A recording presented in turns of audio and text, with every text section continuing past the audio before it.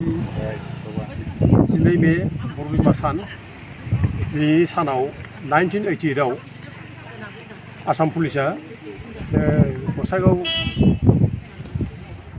SDPOनि दैदेननाय मोनसे टीमा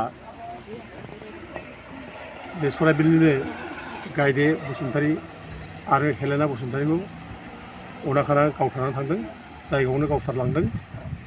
दा ओइदिनखालि जोंनि बर' सेंग्राफ्रा माखासे ना सारना फैदोंमोन। बे ना सारना फैनाय मानसिफोरखौनो उग्रपन्थी होननानै उग्रबादि होननानै हमनानै लांदों। दा हमनानै लांनायाव बे समाव बर' हिन्जावफ्रा बयबो कनसियासमोन, बयबो सांग्रांमोन। बेनिखायनो गासैबो बर' हिन्जावफ्रा ज' ओंखारनानै बे हमनानै लांनायखौ होबथानो थाखाय ज' जादों, बादा होदों। दा बे समावनो पुलिसफ्रा गसाइगावनि पुलिस सासे SDPO मुफिन होननाय बिनि दैदेननायाव गावथारलांदों सानैखौबो। खोब दुखुनांथाव। बे गायदे बसुमतारीया बे समाव सानथामनिल' फिसाजो दंमोन, ब्रह्माबती होननाय।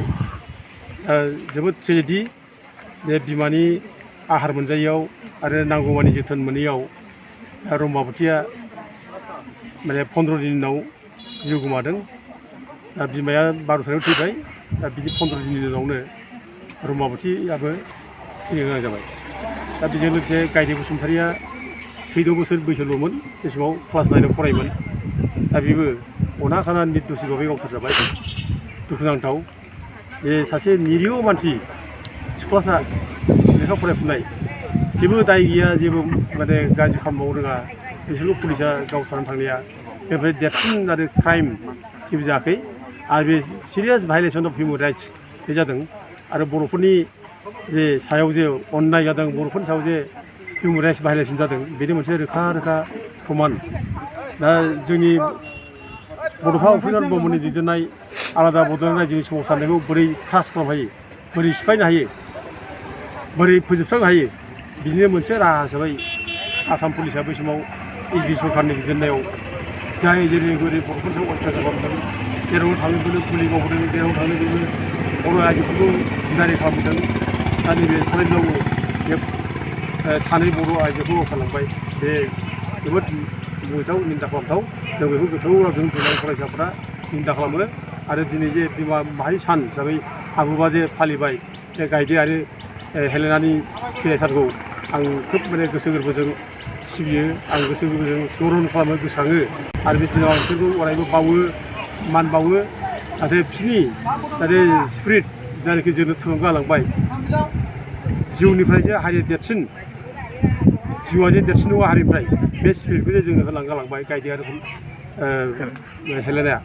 आं अरायबो बिसोरनि खाथियाव खर' गंग्लायो, खुलुमो। जों बिसोरनि खाथियाव अरायबो ऋणी, जाय ऋणी दं बिसोरनि खाथियाव जों बिसोरनि ऋणखौ जों सुख'नो हाया माब्लाबाबो। मानसिया गावनि जिउ बाउनाया थामसा खोथा नङा। आलादा रायजोनि थाखाय जे जिउ बाउलांबाय, बे गोरलै बाथ्रा नङा। दा जोंनि आन्दलनाव, जोंनि सोमावसारनायाव जे बिथांमोनहा जिउ बाउबाय, जों अरायबो बिसोरनि खाथियाव ऋणी। दा जोंबो मोनसे समाय लायो, ओंखायनो जोंबो प्रतिज्ञा खालामो जे गायदे बसुमतारी, हेलेना बसुमतारी बेबायदि मानसिया जिहेतु जोंनि आन्दलनाव जिउ गारबायब्ला आरो गोबां बेबायदिनो जोंनि आन्दलनाव मुंख्लं जालांबायब्ला, भिक्टिम जाबायब्ला, जोङो बिसोरनि जिउखौ गोसोखांनानै जों अरायबो जोंनि आखल आखुआ सर्ट जानांगौ, जों सैथोबादि जानांगौ।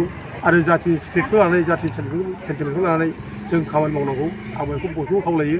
जों खुनु प्रकारै खुनु जिनिसजों जों कमप्रमाइस खालामनो नाङा। जाथिनिफ्राय देरसिन जेबो नङा।